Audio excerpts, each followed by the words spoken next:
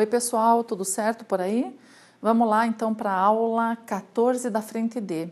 A gente vai falar sobre polinização. Na aula anterior a gente tinha falado lá sobre flor, né pessoal? A gente falou dos verticilos que compõem a flor, a gente falou também da produção dos gametas pela flor, a gente viu a produção de grãos de pólen pelas anteras, a gente viu a produção dos óvulos nos carpelos e hoje a gente vai falar sobre o encontro desses gametas. A gente vai falar basicamente da reprodução da flor, tá? A reprodução compreende 3 etapas: polinização, formação do tubo polínico e fecundação. Tem que ocorrer essas 3 etapas para que você tenha a produção de frutos e sementes nas flores, tá? Então, vamos começar aqui, ó, pelos tipos de polinização. Pessoal, polinização é transporte do pólen. Lembra da aula anterior? Transporte do pólen, da onde para onde? Vai ser da antera, onde ele é produzido, lá no carpelo, na parte feminina da flor, no estigma, na parte superior, tá? Aqui tem secreções viscosas que aderem a esse pólen, tá bem? Então, basicamente é isso, a polinização é o transporte do pólen da antera até o estigma, ok? Muito bem, essa polinização pode ser direta, como é esse caso que você está vendo aí, ou autopolinização também, em que na mesma flor, tá, o órgão reprodutor masculino libera o pólen e cai na flor feminina, na parte feminina da mesma flor. Então, isso é uma autofecundação ou autopolinização. Qual a consequência aqui? Formação de sementes e frutos não vai ter muita variabilidade genética, não é? Então, é bom que a planta, porque vejam, a maioria é hermafrodita, como você percebe aqui, mas é bom evitar, né, a autopolinização. A reprodução cruzada, a polinização cruzada é a mais vantajosa, né? Justamente isso, por dar bastante recombinação, bastante variação genética. Então, a autopolinização, né, é um tipo e a polinização cruzada é o outro tipo. Então, o que a gente falou para você que é a mais vantajosa, ou polinização indireta, em que o pólen vai sair de uma flor e vai lá para uma flor diferente, claro que da mesma espécie, tá? Então, o pólen vai ser levado para outra flor. Então, polinização indireta ou cruzada. Aqui, com certeza, vai ocorrer recombinação dos genes, né, dos gametas, ocasionando maior variabilidade aí para as sementes, né, para os frutos. Tá certo?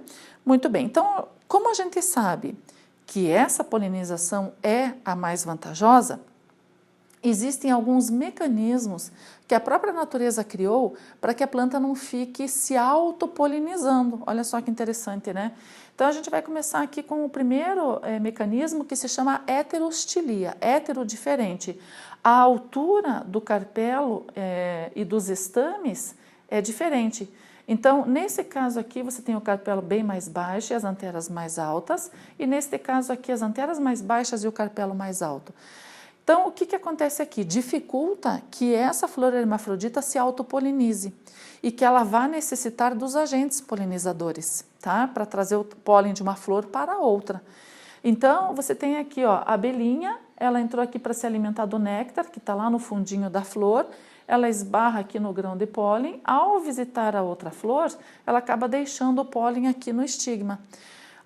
Você pode estar perguntando, professora, mas o pólen aqui, né, pelo fato da antera ser mais alta, não cai diretamente lá no estigma? Pelo desenho até parece possível, mas na planta mesmo a distância é grande e muitas vezes o grão de pólen ele cai reto aqui, né? Ou o vento até espalha. Às vezes até pode alcançar o estigma, mas é mais difícil, tá? E aqui nem se fala, né? O pólen não vai para cima, então aqui é mais difícil ainda de alcançar o estigma, tá bem? Então, é um mecanismo que vai dificultar, né, ou vai impedir a autopolinização, tá?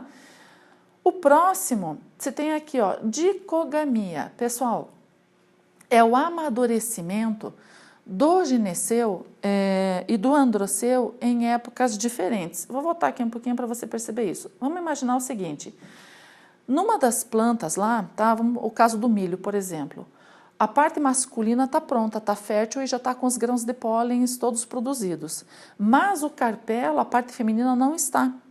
Então, isso faz com que os grãos de pólen saiam, sejam levados pelo vento, tá? Aquele cabelinho masculino do milho que fica lá no topo. Então, o grão de pólen vai ser levado até que ele caia no outro grão, no outro planta, lá no outro milho, naquelas partes laterais, aquele monte de cabelinho, é a parte feminina, tá?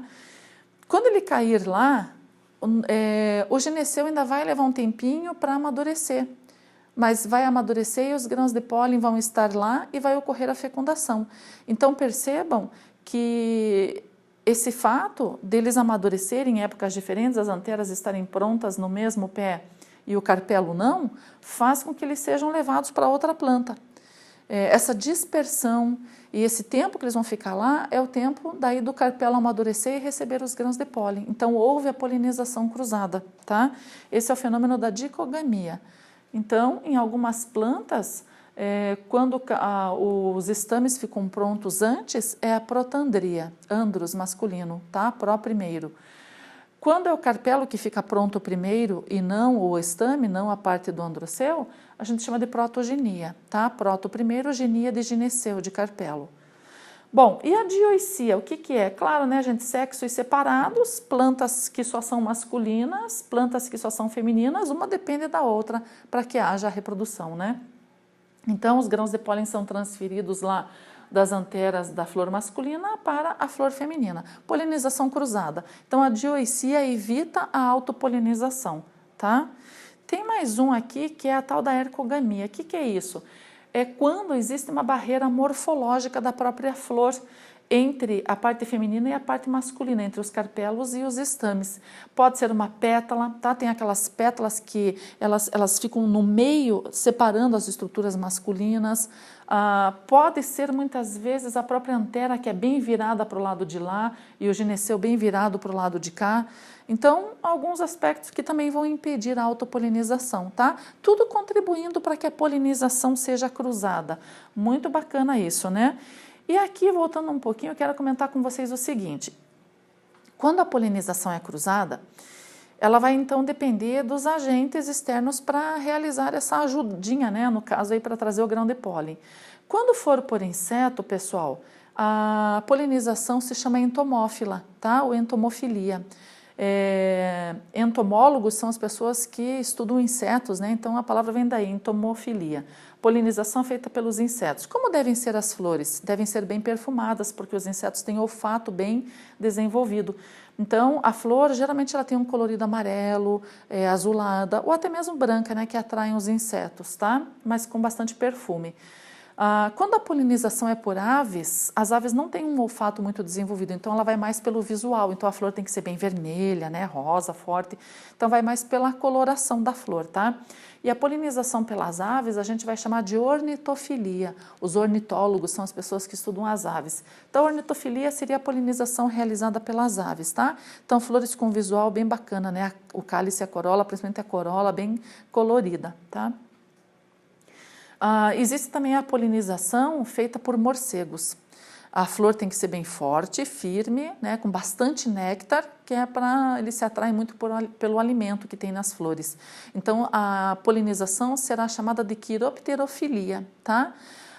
Pelo vento também, né, que a gente citou aí no caso do milho, no caso das gramíneas, trigo, arroz, soja, pelo vento, porque as flores elas não têm, geralmente não tem cálice nem corola, então elas não são coloridas, não são perfumadas, são flores muito pequenininhas, né, basicamente com os órgãos reprodutores, mas tem que estar ali com um estigma avantajado, porque o vento vai soprar, levando o pólen para cair no estigma das flores, então elas têm que estar relativamente próximas. Então, pelo vento é anemófila, né, ou anemofilia, tá? Então, o vento também faz a sua polinização. O ser humano também pode fazer para melhoramento vegetal, pega um pincelzinho lá, tira o pólen, né, de uma flor, coloca no estigma de outra, daí essa seria a antropofilia. A água também faz, né, gente, quando plantas aquáticas têm praticamente seus órgãos reprodutores no mesmo nível na água, o pólenzinho, né, acaba sendo levado pela água até a parte feminina. Então, hidrófila, né, também seria a hidrofilia, polinização pela água. Tá legal? Então, quando é cruzada, a gente tem esses agentes fazendo esse transporte e recebem esses nomes aí. Muito bem, então agora vamos pensar no seguinte. Uma vez que o nosso pólen já foi transportado lá da antera até o estigma, que pode ser pelos agentes, tá? Diversos aí que a gente citou. Bom, tá aqui o nosso grãozinho de pólen. Vocês lembram que o grão de pólen tem duas células, tá? Tem uma célula com um núcleo chamado vegetativo e uma célula com um núcleo chamado generativo ou reprodutivo.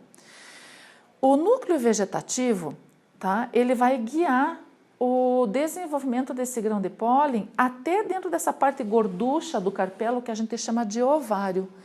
É lá dentro do ovário que você vai ter essa estrutura que a gente chama de óvulo, tá? Então, o grão de pólen, ele tem que chegar lá dentro do óvulo. Ele tem que levar o núcleo masculino dele, o núcleo generativo, até a célula fértil desse óvulo. Bom, então o óvulo produz secreções viscosas, quimicamente vai atrair esse grão de pólen. Então o núcleo vegetativo vai ser atraído pelo óvulo, levando o tubo polínico até lá.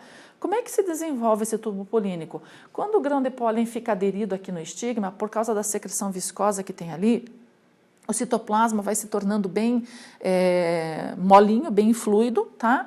E as membranas que delimitam esse grão de pólen, elas têm poros, a ixina tem poros.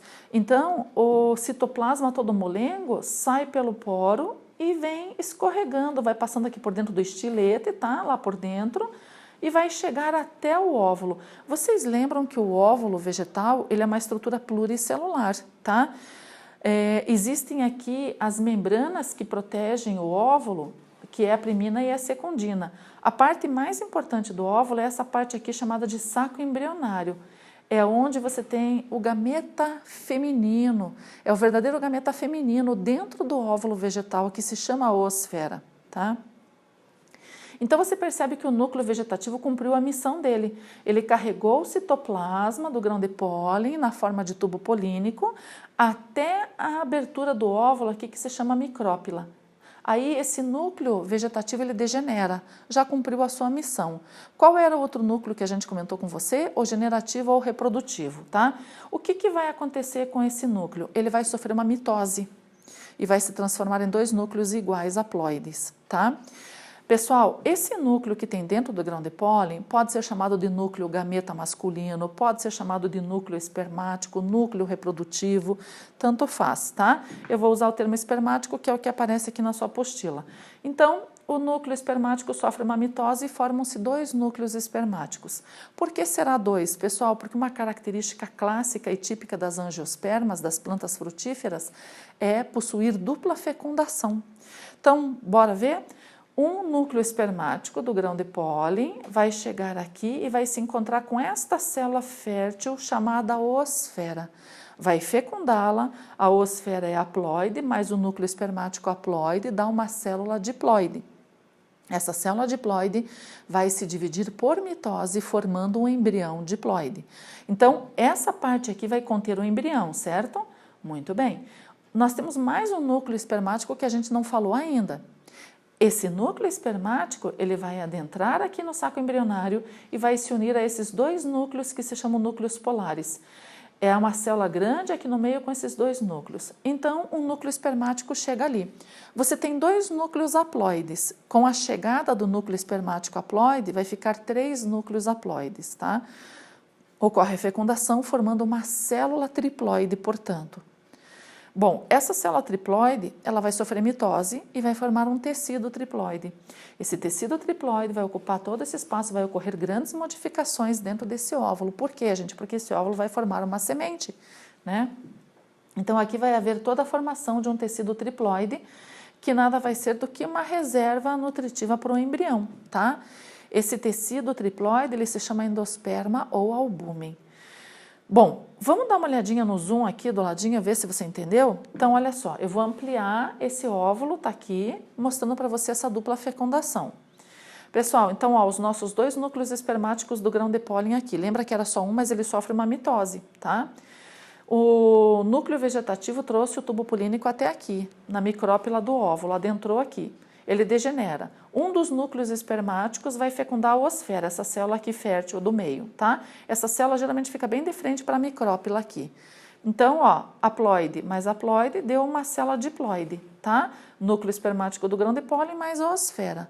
Diploide se multiplica formando um embriãozinho que vai formar o zigotinho. Aliás, o zigotinho primeiro, depois forma o embriãozinho, tá? Então, essa célula diploide aqui é a mesma coisa que no caso do animal, uma célula ovo, um zigoto, né? Ela vai se dividir para caramba formando um embriãozinho. Então, vamos agora parar aqui. O zigoto originou um embrião pela multiplicação das células, tá? O segundo núcleo espermático chega-se aqui junto com os núcleos haploides, junta-se com eles aqui, com esses núcleos polares ou haploides, e vai formar aqui então uma célula grande com os 3 núcleos, tá? Essa célula triploide que vai se multiplicar muito, formando um tecido chamado endosperma ou albúmen, tá? Então você percebe que esse saco embrionário aqui vai sofrer uma grande transformação. Ele vai conter o embrião que vai ficar nessa parte e vai conter todo um tecido nutritivo que vai estar aqui, ó, junto com esse embrião.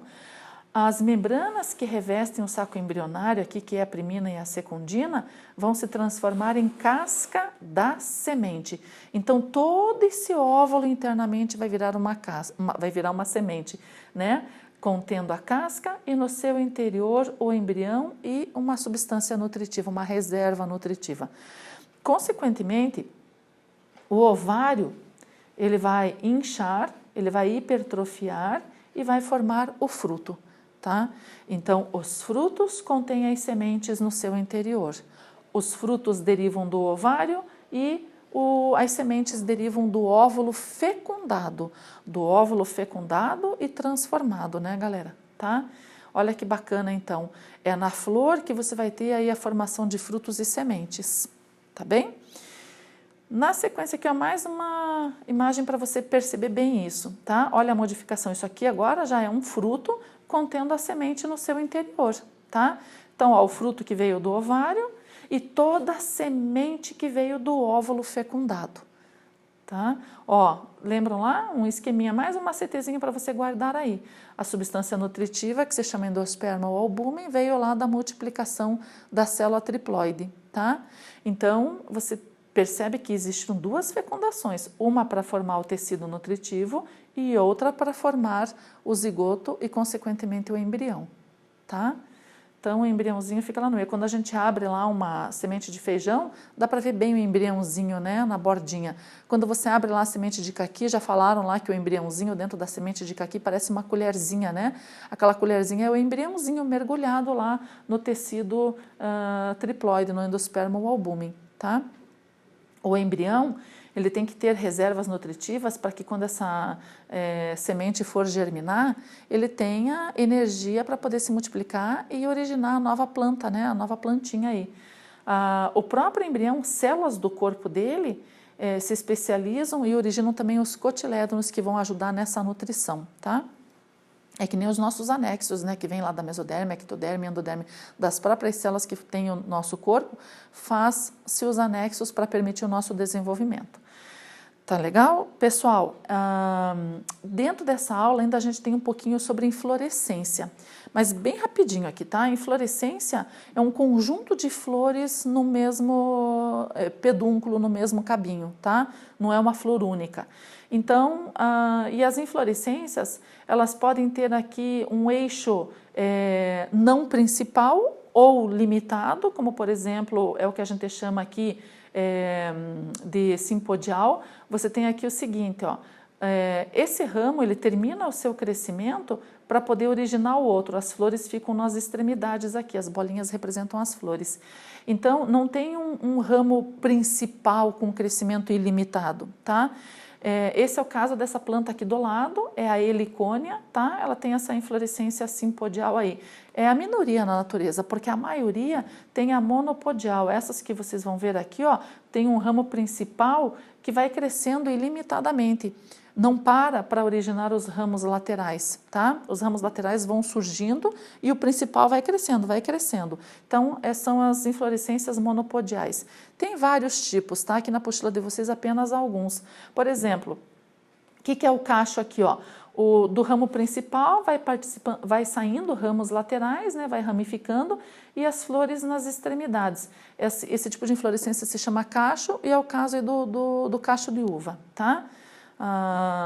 Panícula é um cacho composto por cachos. Se você olhar esse esqueminha aí, o anterior, você tem aqui o ramo principal crescendo, né, ilimitadamente, de onde partem os ramos laterais, e desses ramos laterais saem mais ramos ainda, por isso que é um cacho composto por cachos, tá?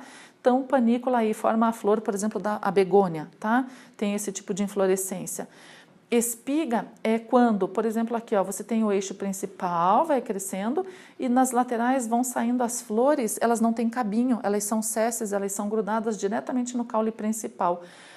Isso se chama espiga, e a gente pode comparar, essa aqui é o caso dessas inflorescências aqui, ó, de trigo, de arroz, o cabelinho masculino do milho, tá? Das gramíneas em geral tem esse tipo aqui de inflorescência.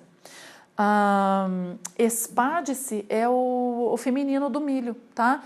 Qual que é a diferença de espádice para espiga? Espiga, o eixo principal é magrinho, compridinho, fininho. Aqui ele é mais largo, ele é mais grosso, tá? É chamado de espádice. As flores também são sésseis, grudadinhas diretamente nesse eixo, tá? Então, por exemplo, aí a florzinha feminina do milho, ou no caso do copo de leite aqui, ó, tá? O eixo carnudo, né, de onde estão as florzinhas ao seu redor, sésseis. E ele é envolvido aí por essa espata, né, essa bráctea branca modificada aí para proteger essa inflorescência, tá? O antúrio também, né, também tem esse espádice aqui. O que é uma inflorescência do tipo umbela? De quando tem lá o eixo principal, tem um nó, de onde partem vários ramos contendo as flores na extremidade. É da salsinha, né, pessoal? A salsinha aí, quando começa a florescer, ela tem essa umbela aí, essa disposição das suas flores, tá? Capítulo é quando o receptáculo floral, onde se encaixam as flores, é alargado, desse jeito aqui, ó, como no caso, ó, bem alargado, espesso, aonde as florzinhas se inserem. Geralmente essas florzinhas aqui, elas não têm nem sépala e nem pétala, tá? Elas têm só os órgãos masculinos e femininos. Elas ficam grudadinhas direto nessa base alargada aqui. Geralmente as florzinhas da periferia são estéreis e as do meio são férteis. E elas são envolvidas, né, pelas brácteas aqui, ó, no caso de margarida, no caso de girassol. Então, a margarida, o girassol, é um conjunto de flores, é uma inflorescência, tá? Então, isso aqui não são pétalas, são brácteas que envolvem o conjunto de flores, tá legal? Então, aí, né, se chama capítulo, algumas inflorescências, tá? Pessoal, então, essa aula aí foi sobre o ponto principal, é sobre a reprodução das flores, tá?